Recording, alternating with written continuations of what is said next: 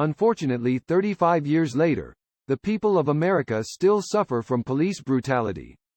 Despite countless officers working tirelessly to apply the law in a fair way, there are still rogue individuals and there are still systemic failings at an institutional level. Every single day 3 people of all races and ethnicities lose their life in a fatal police shooting in the U.S. UN experts recently launched a global inquiry after the police murder of George Floyd in May 2020. Dr. Tracy Kesey, who conducted the visit, said, "To this day, racial discrimination permeates through encounters with law enforcement, from first contact, arrest, detention, sentencing and disenfranchisement."